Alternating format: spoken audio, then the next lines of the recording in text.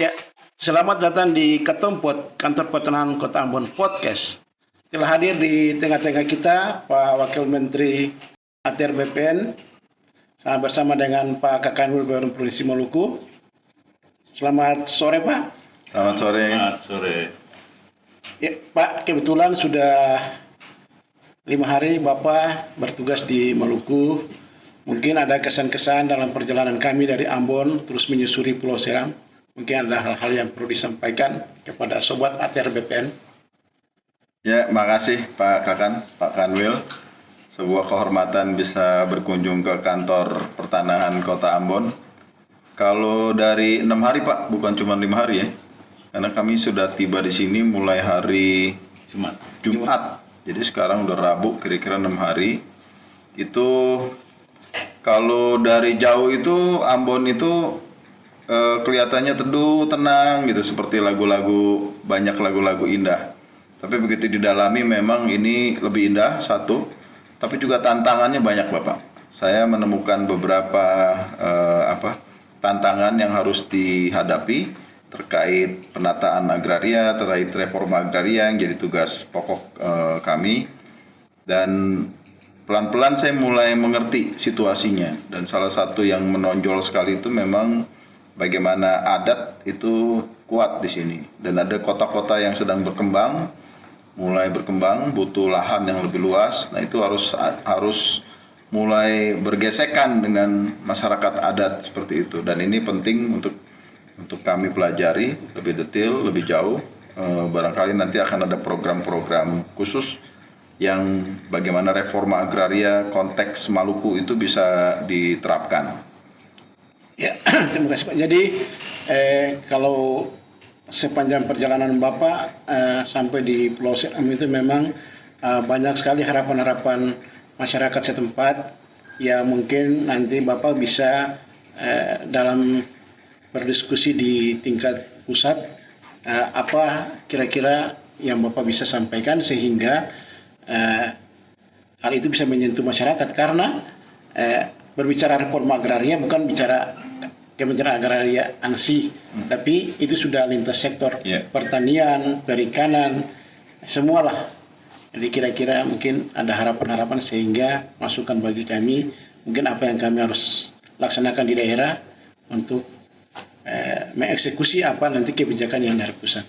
Yang betul sekali, kalau reforma agraria di Maluku itu barangkali bisa mulai dari tapal batas negeri.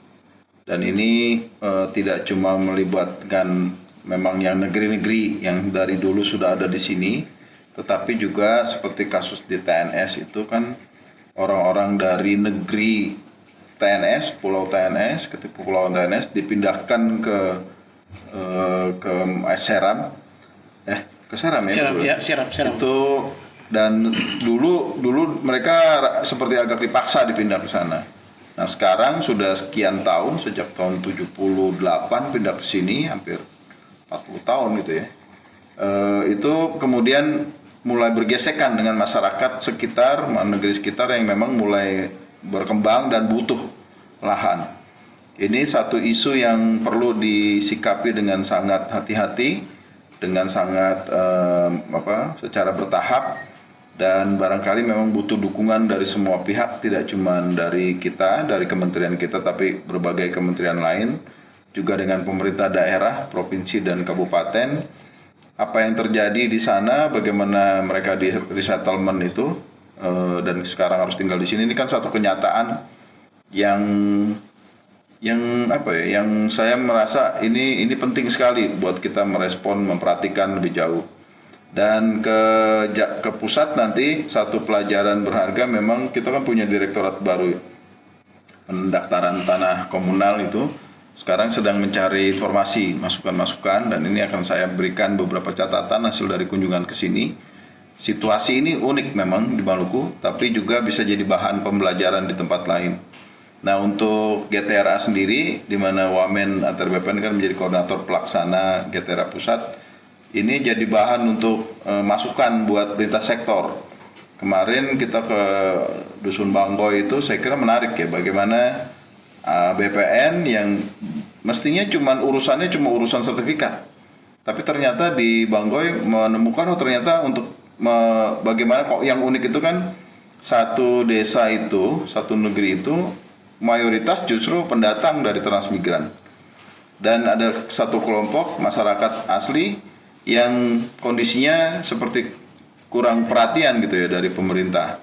Nah, ini kebutuhan tak akan irigasi, kebutuhan akan jaringan telepon seperti itu, jaringan listrik itu jadi sangat nyata. Dan saya melihat reforma agraria itu memang satu pintu masuk. Teman-teman ATR BPN ini kalau masuk ke bawah itu bisa paham betul masyarakat, bisa dapat info-info langsung ya dari kebutuhan masyarakat. Dan ini unik ya, barangkali juga akan menjadi tantangan berat buat teman-teman. Nah, saya pikir memang perlu ada kerjasama dari kawan-kawan yang di bawah di lapangan dan kami yang di pusat gitu loh. Kita perlu komunikasi. Saya beruntung udah langsung melihat situasi lapangan, jadi lebih terbayang peluang dan tantangan yang dihadapi kawan-kawan ATR BPN. Ya Pak, itu berarti negara memang harus hadir di sana, baik itu pemerintah pusat maupun pemerintah daerah. Ya.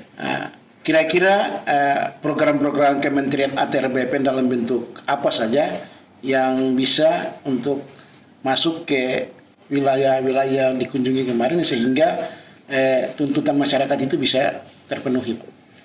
Yang langsung bisa itu saya akan bikin memo ya. Jadi kemarin beberapa daerah itu kan langsung kebutuhannya nyata. Nanti mohon masukan dari Kakan, kepala kantor, apa di desa mana atau di dusun mana yang ingin jadi pilot project, kebutuhannya apa. Nah, kebutuhan ini kita list, nanti masing-masing siapa kementerian di pusat yang kira-kira bisa mendukung. Kalau misalnya irigasi itu kan ada di PU, Dirjen Sumber Daya Air, atau nanti kita bisa minta tolong Dirjen Cipta Karya, dan kita sudah membangun komunikasi dengan mereka semua, atau pengembangan kelembagaan badan usaha milik desa itu ada di Kemendagri, Kemendes juga punya seperti itu. Dan atau ketika nanti di sini ada yang adat atau masyarakat yang tinggalnya di pesisir di laut seperti itu dengan KKP juga. Jadi banyak sekali program pembangunan yang dipunya oleh berbagai kementerian, tapi informasinya itu terserak begitu. Nah, kita bisa mulai mengajak fokus pada satu lokasi dan kita kerjakan bersama secara sinergis dan kolaboratif.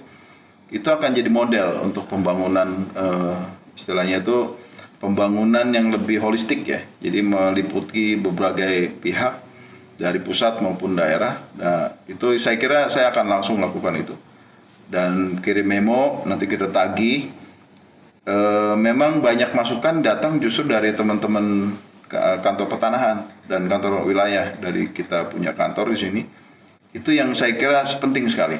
Dan sekarang dengan komunikasi yang langsung, masukannya apa, kebutuhannya nanti kita langsung salurkan. Nah, terus kita cek, kita tagihin udah sampai belum ke sana. Jadi siklusnya lengkap. Oke Pak, terima kasih. Jadi memang itulah salah satu harapan masyarakat. Kemudian mungkin lebih khusus kepada masalah di TNS Pak. Mereka kan dievakuasi dari pulau yang ada di tengah-tengah Laut Banda tanpa ada pembicaraan lebih awal. Kelihatannya hanya mereka dipaksa untuk harus keluar. Itu artinya negara harus betul-betul hadir di sana untuk menyelesaikan permasalahannya. Permasalahannya itu ada pada masalah pengakuan legalisasi aset yang mereka diami. Itu kira-kira program BPN yang untuk menyentuh hal ini yang bisa kita selesaikan kira-kira dengan apa itu, dengan IPMPT dulu, apa langsung dengan PTSL atau Redis dan sebagainya, mungkin ada masukan. Kalau dari pertemuan kemarin dengan masyarakat langsung dan kita sudah terima laporan dari mereka, yang jelas harus diperiksa detailnya. Nah, IP4T bisa jadi satu pendekatan yang langsung bisa kita lakukan, tapi juga perlu kita periksa nih subjek objeknya. Nah, setelah itu dapat dari yang masyarakat, katakanlah masyarakat TNS yang sekarang ada di TNS itu, benar nggak sejauh mana tervalidnya. Nah, setelah itu kan ada tantangan bagaimana bernegosiasi dengan negeri tetangganya nih yang ingin mengklaim ulang, mereklaim ya tanah yang mereka yang dulu waktu ditaruh belum ada ganti rugi dari pemerintah. Belum clear lah gitu Pak. Belum clear. Nah, ini harus ada negosiasi-negosiasi. Nah, saya membayangkan ini proses memang bakal panjang, tapi kita harus mulai dengan misalnya kalau ganti rugi uang langsung, duitnya siapa yang bayar itu nggak ada yang tahu duit dari mana gitu.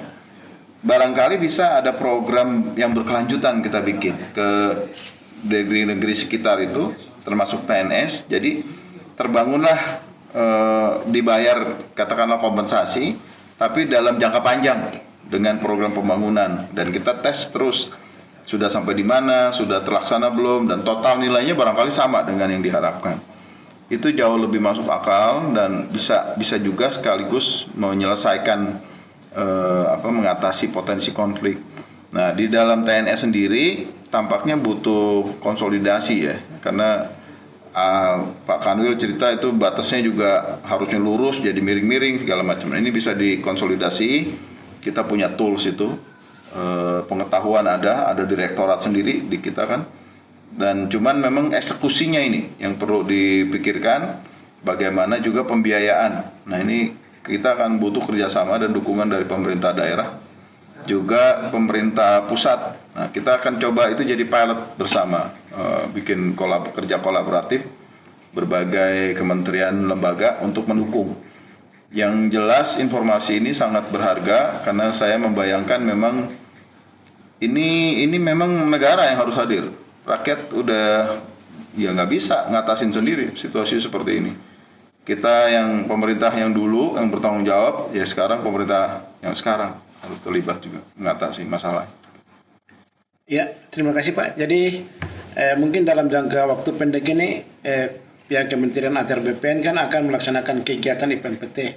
Mungkin Pak Kakanwil bisa kasih sedikit tanggapan karena jangka pendeknya ini kira-kira gimana? Baik Pak Kakan, kalau yang saya harapkan sebenarnya penyelesaian masalah TNS ini ada dua garis besar. Pertama, menyelesaikan status lahan yang dipakai oleh masyarakat pendatang itu, yang dari TNS dipindahkan ke darat. Karena yang berarti pokok masalah kan pemilik tanah yang awal itu dia keberatan karena sampai sekarang nggak ada pembicaraan. Kalau tadi Pak Wamen melalui cara-cara pembangunan memberikan sarana prasarana itu salah satu cara. Tapi pada intinya yang harus selesaikan status tanahnya itu dulu supaya tanah yang di daratan itu bisa ditempati dengan baik oleh masyarakat yang dipindahkan. Nah, ini sangat besar peran pemerintah, baik itu pemerintah kabupaten, provinsi maupun pusat, karena menyangkut anggaran pasti. Sekalipun ada janji, masyarakat sekarang sudah banyak yang tidak percaya dengan janji. Itu dijanjikan sudah 30 sekian tahun yang lalu mau diselesaikan, nyatanya kan tidak. Kepercayaan masyarakat sudah turun. Terus kedua, kalau itu sudah bisa diselesaikan, tinggal menata masyarakat yang ditempatkan itu. Menata itu yang sekarang mau dimulai dengan IP4T. Nah, yang perlu kita waspadai Pak, masyarakat itu tuntutan itu selalu meningkat. Katakanlah dulu informasi yang kita dapat kemarin 1.200 KK. Apakah betul? Karena desa-desa ini kecil Pak.